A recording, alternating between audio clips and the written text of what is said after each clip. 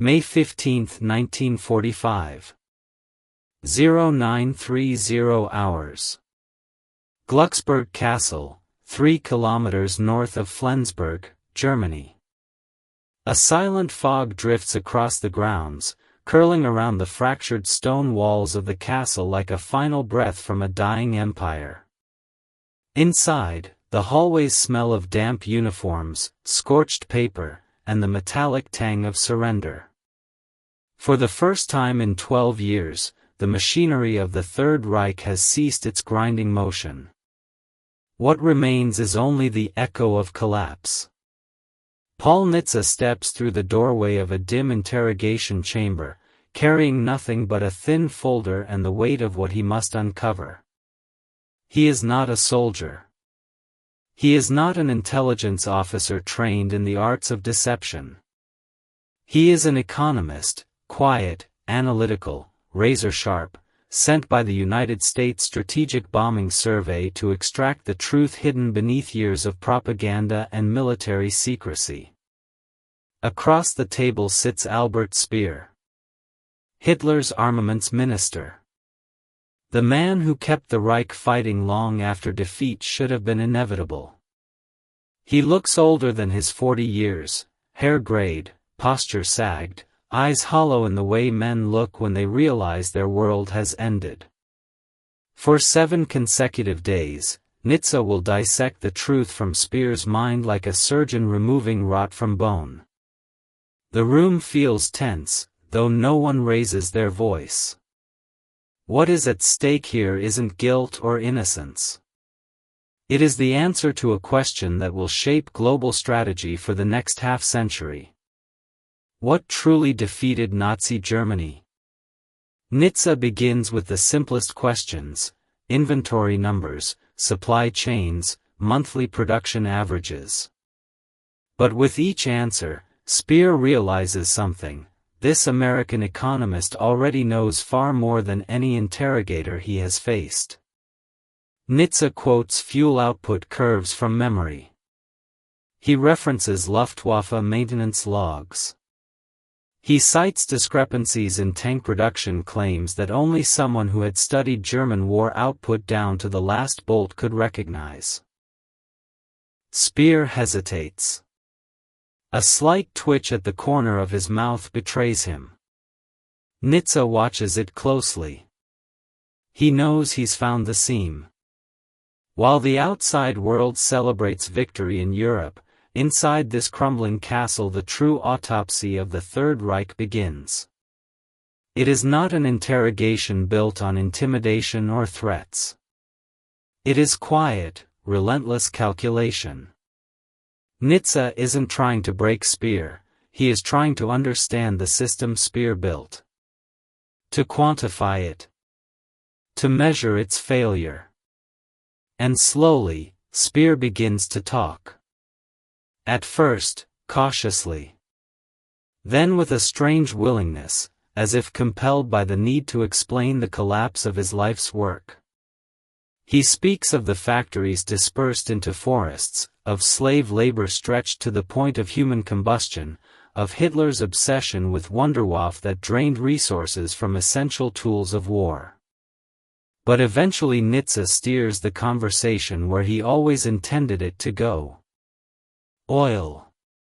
The moment Nitze says the word, Speer shifts in his chair. Not in fear. But in recognition, this is the heart of the matter. This is the artery that, once severed, bled the Reich dry. Speer exhales, his voice dropping. It was the oil, everything depended on it. He explains how Germany never had natural access to the vast petroleum reserves enjoyed by the Allies. Instead, they relied heavily on synthetic production, massive hydrogenation plants that converted coal into usable fuel. It was expensive, slow, and vulnerable. And on May 12, 1944, the United States hit those synthetic oil plants with a precision and intensity that Speer now calls the beginning of the end. Nitze listens carefully as Speer describes the cascading collapse. The Luftwaffe grounded not by Allied dogfights, but by empty fuel tanks. Panzer divisions reduced to immobile steel sculptures hidden in forests. Submarines unable to complete patrols. Trucks abandoned across Eastern Europe, stranded in the mud. It wasn't ball bearings. It wasn't aircraft factories. It wasn't tanks. It was the oil. But then Speer reveals something that stuns even Nitze, something that redefines the very purpose of the United States Strategic Bombing Survey. Even if Germany had protected every oil plant, every factory, every supply depot, they still would have lost. Not because of strategy. Not because of tactics. Not because of technology. But because American production had grown so vast, so overwhelming, that defeat was mathematically inevitable. For every fighter Germany built, America built 12. For every ton of steel Germany produced, America poured out 20.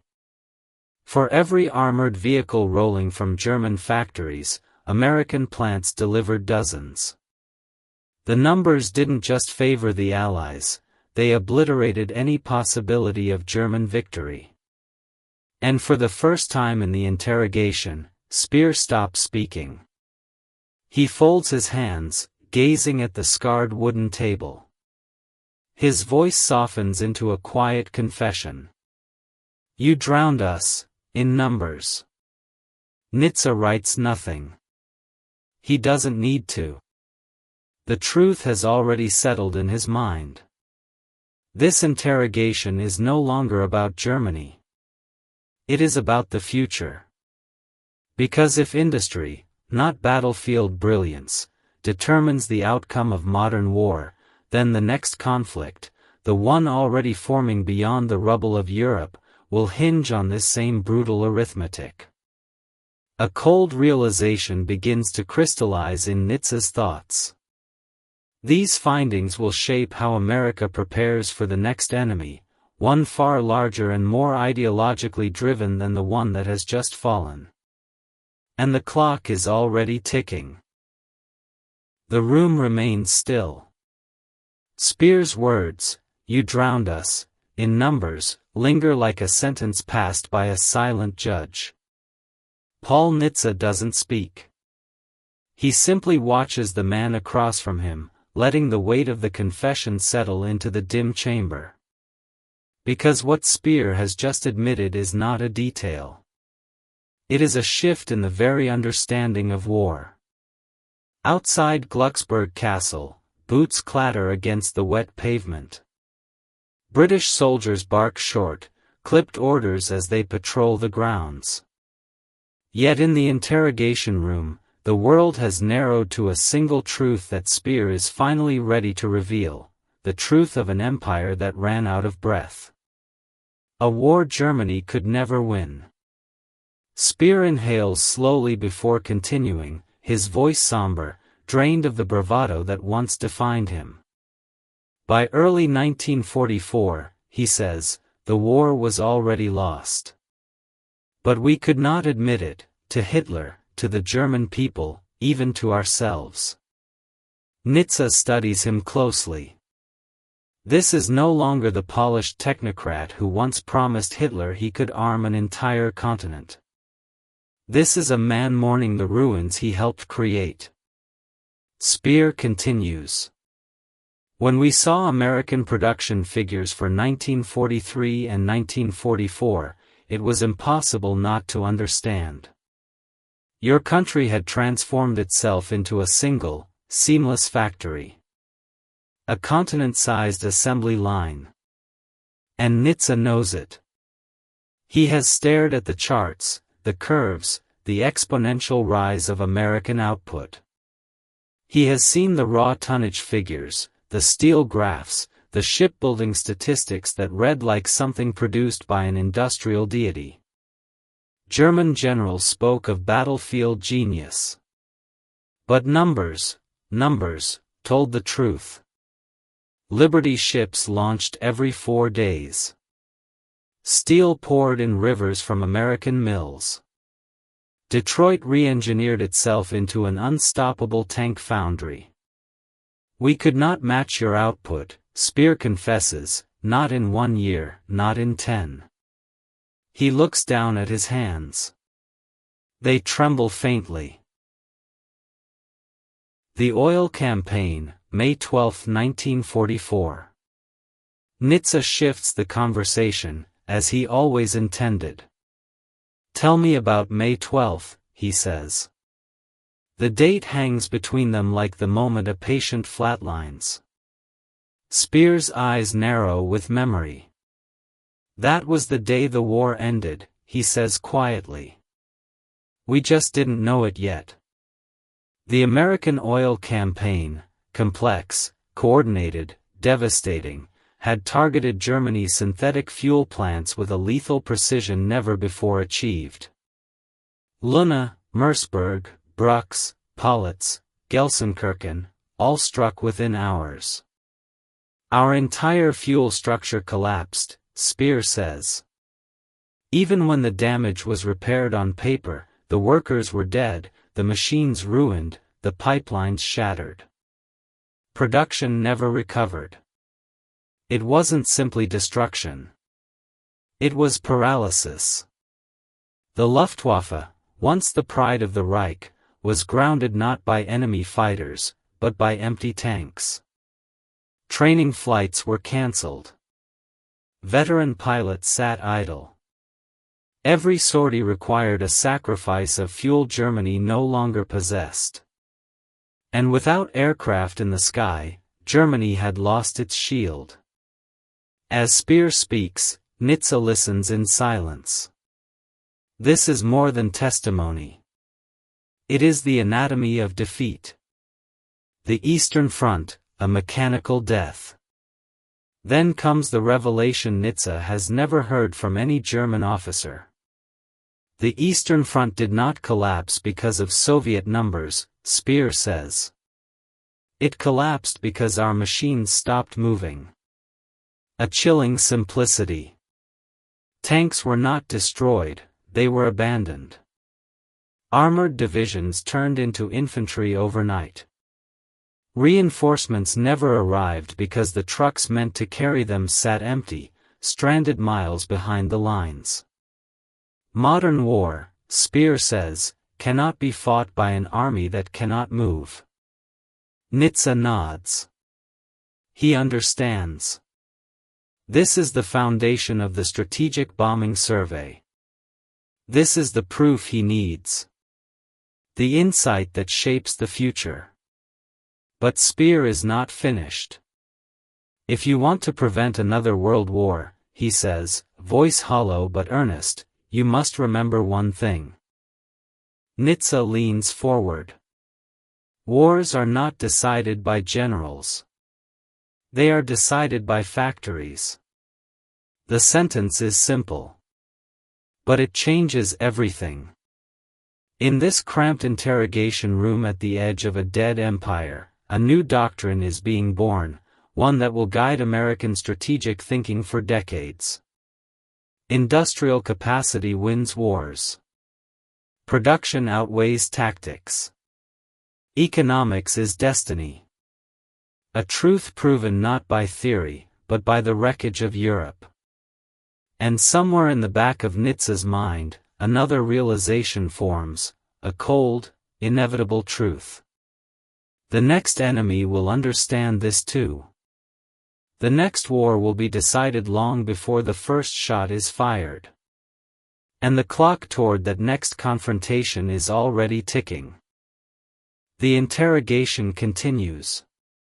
The air in the room is thick with the weight of unspoken history. Nitze leans back, pen poised, as Speer begins to trace the contours of a war defined not by heroism or cunning, but by steel, coal, and human calculation. The factories, Speer begins, almost mechanically, they never stop. Not by bombs, not by fear, not by the deaths of men. They continue to turn, as long as there are people, machines, and raw materials. That is the truth of modern war. Nitze listens intently. He has studied bombing campaigns for months, walked among the ruins of Hamburg and Dresden, examined production charts and factory logs. But hearing Speer recount the inner logic of the Reich's economy gives these numbers life. It's one thing to know statistics, it's another to hear the architect of Germany's war machine explain why they failed. The mirage of ball bearings and factories. Nitze probes the myths that had haunted Allied planning. What about Schweinfurt? The ball-bearing raids, he asks.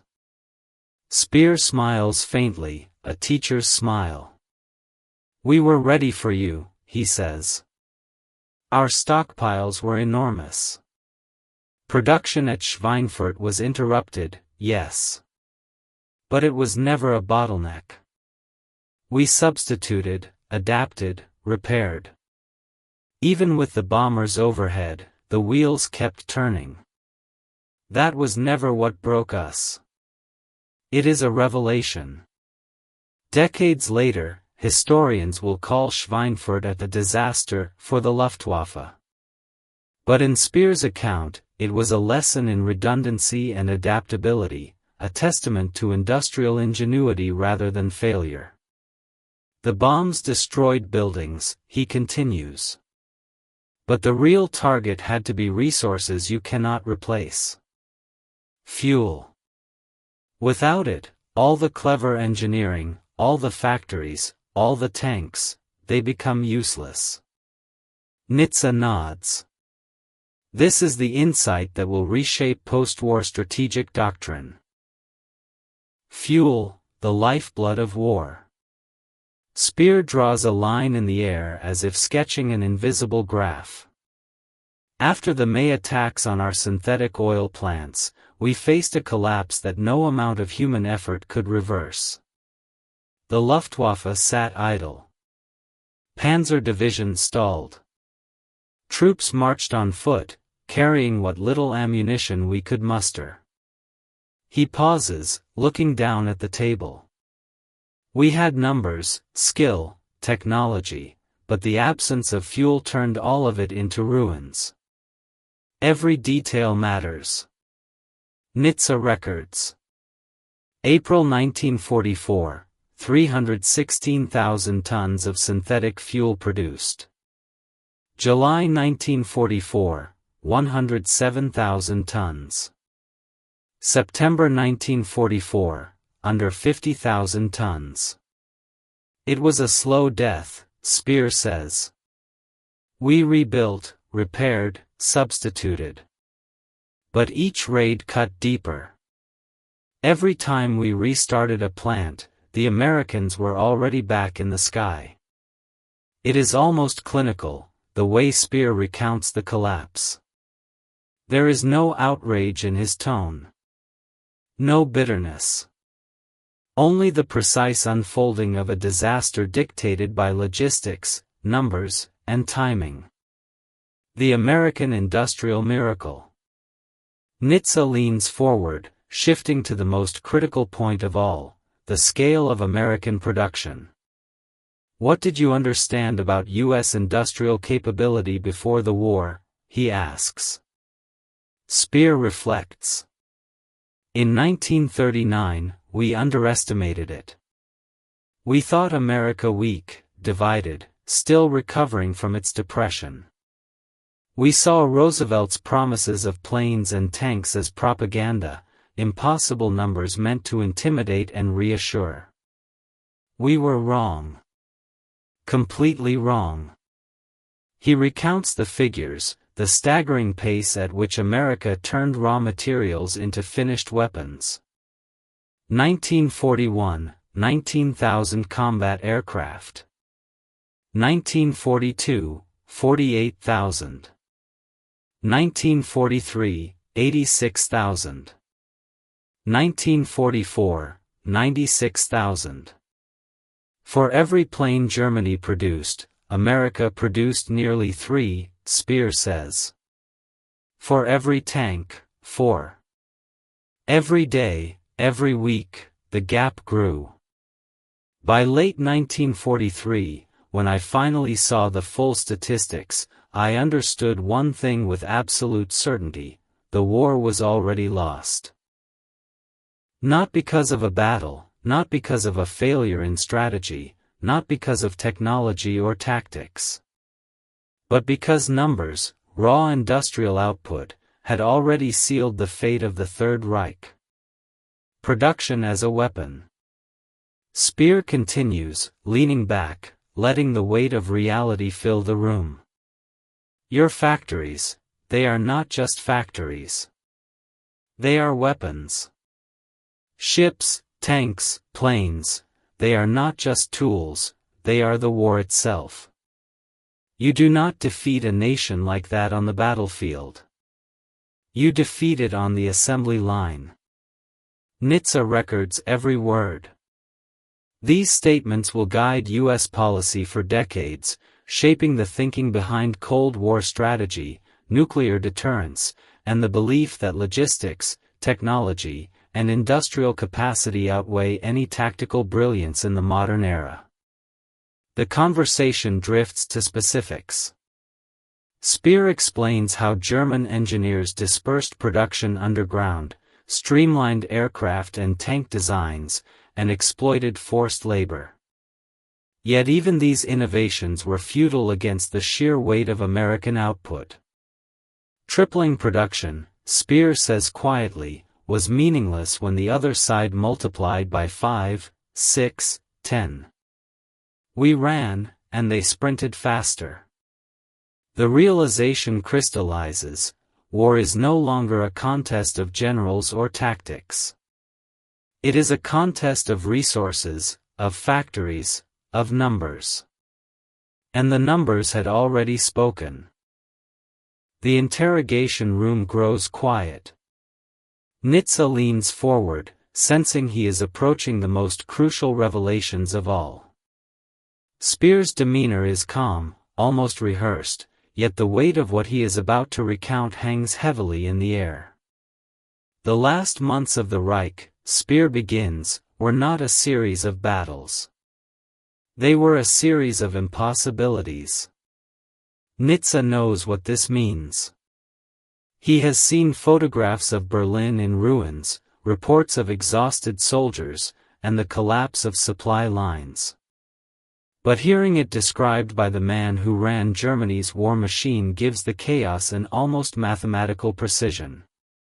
Fuel starvation, the death of the Panzer and Luftwaffe. By December 1944, Speer explains, the fuel situation had become catastrophic. The final offensive in the West, the Ardennes, the Battle of the Bulge, was planned with barely enough gasoline to reach initial objectives. Commanders relied on capturing Allied depots to continue the attack. When that failed, entire panzer divisions simply stopped moving. The scale of the failure is staggering. Tanks that took weeks to produce, with trained crews, functional guns, and operational equipment, sat abandoned in the forests of the Ardennes. The German war machine, once a symbol of efficiency and power, ground to a halt, not from bombs, but from the absence of one vital resource. The Luftwaffe, Speer continues, was equally paralyzed. Jets, fighters, bombers, all produced in large numbers, could not fly. Pilots could not train. Aircraft sat idle on runways and in factories. Production meant nothing without fuel. Nitze scribbles furiously. This is the central lesson: strategic bombing's ultimate success was not in destruction, but in targeting a critical vulnerability. Oil. Without it, even the most advanced weapons systems are rendered useless. Speer describes the ingenuity of the German response, moving production to underground tunnels, dispersing factories across the countryside, and prioritizing critical war goods over civilian needs. These measures delayed the inevitable, he admits. We adapted, substituted, repaired, but it was never enough. The scale of the American war effort was overwhelming. For every innovation we made, the Allies produced 10 more aircraft, tanks, or ships. This relentless industrial momentum, combined with precise targeting of synthetic fuel plants, demonstrates the principle Nitze has been searching for: a nation's survival in modern total war depends on its ability to maintain production under sustained pressure. The collapse of German logistics. Speer moves to the final months of the Reich. By early 1945, our transportation network was failing. The Ruhr was cut off from coal. Tanks and artillery could not reach the front. Troop movements slowed to a crawl. We were fighting a war without movement, without fuel, without hope. Even when rail lines were intact, Speer explains, the fuel crisis prevented operational use. Artillery sat unused, divisions lacked mobility, and supply lines could not sustain an army. The war, in practical terms, was already lost long before Berlin fell.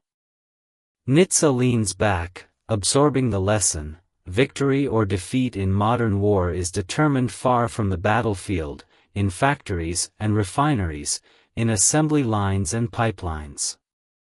American industrial dominance. Shifting the focus, Nitze asks Speer about Allied production. The answer is clear and stark. By 1944, Speer says, the United States was producing nearly 100,000 aircraft per year, while Germany produced fewer than 40,000. Tanks, ships, artillery, all produced in overwhelming numbers by the Allies. And not just for themselves, they supplied Britain, the Soviet Union, and other Allied nations. Every day, the gap widened. Speer emphasizes the speed and scale of American manufacturing. Liberty ships launched faster than German submarines could sink them. Aircraft rolled off assembly lines every hour, 24 hours a day.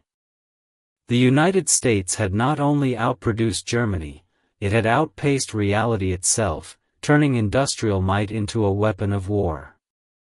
The numbers did not lie, Speer says quietly. We were sprinting, and they were running faster. The takeaway for post-war strategy. Nitze recognizes the implications immediately. The lessons of Speer's revelations will inform not only immediate military strategy but the emerging doctrine of the Cold War. Industrial capacity, logistical planning, and economic supremacy are as decisive as any army, ship, or plane. Speer concludes, almost philosophically, wars are no longer fought by generals alone. They are fought by the capacity to produce, to supply, to sustain. That is the truth of the 20th century, and beyond.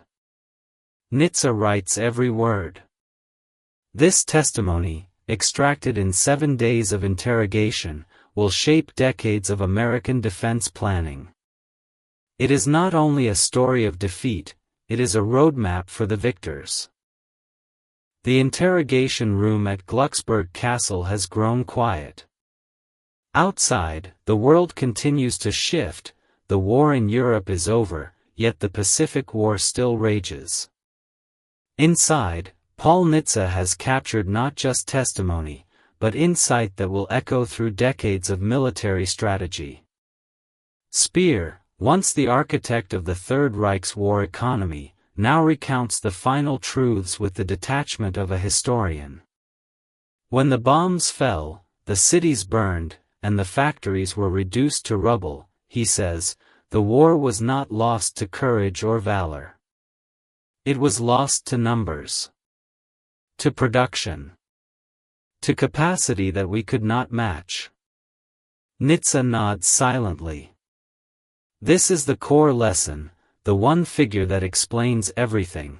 Industrial output dictates the outcome of modern war. The Strategic Bombing Survey, a blueprint for the future. The United States Strategic Bombing Survey, formed in late 1944, now has its keystone. Speer's revelations confirm the survey's preliminary conclusions: targeting indiscriminately is insufficient. Precision, intelligence, and an understanding of critical vulnerabilities, like fuel, are paramount. Nitze reviews Speer's testimony: the May 12, 1944 oil campaign, the collapse of Panzer divisions and Luftwaffe operations, and the overwhelming scale of American production. These events illustrate a principle that will guide U.S. strategy well into the Cold War: victory is a function of capacity, not merely tactics. The lessons are clear, Speer says. Destruction without understanding is wasted effort. Efficiency, targeting, and sustainability, these are the weapons of modern warfare. Nitze reflects on the implications. Speer has confirmed that ball bearings, rail networks, or even aircraft factories were secondary. Fuel was the lifeblood. Without it, even Germany's most sophisticated weapons could not operate.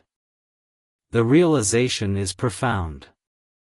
In modern war, mobility, training, and operational readiness hinge on industrial infrastructure. In every lecture, every briefing, every Pentagon study, the words of Albert Speer will echo: wars are won or lost long before soldiers meet on the battlefield.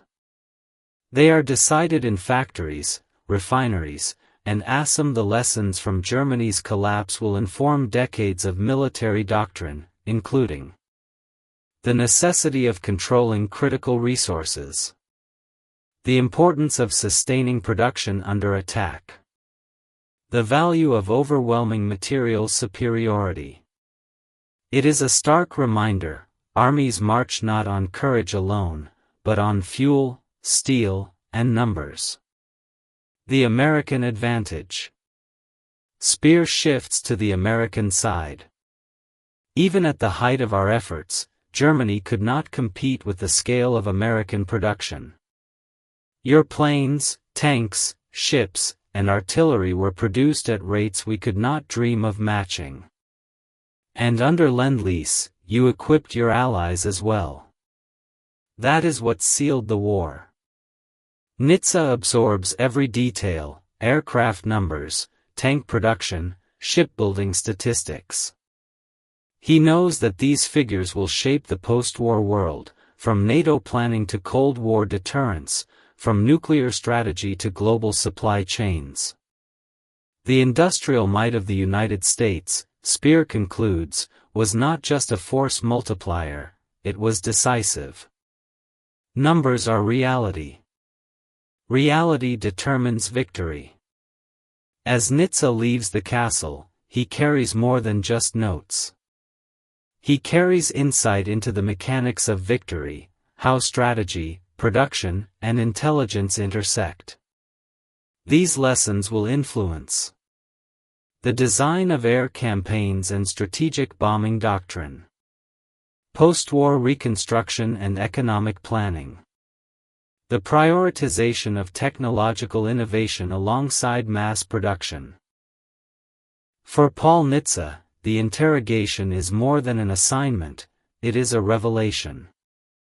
In 7 days, he has uncovered the mechanics of defeat, the strategy behind victory, and the cold, numerical truth of industrial warfare. Germany's armies may have fought with skill and bravery, but against an opponent whose factories never rested, whose assembly lines never faltered, and whose production exceeded imagination, it was never a fair contest. And in this understanding lies the ultimate lesson: in modern war, victory belongs to those who master not only tactics and technology, but the power of industrial capacity and logistics. The story of Glucksburg Castle, of Speer and Nitze, becomes a testament, not to heroism, not to battlefield brilliance, but to the decisive force of numbers, infrastructure, and preparation. It is a lesson as relevant today as it was in May 1945. The war is not over until the numbers say it is.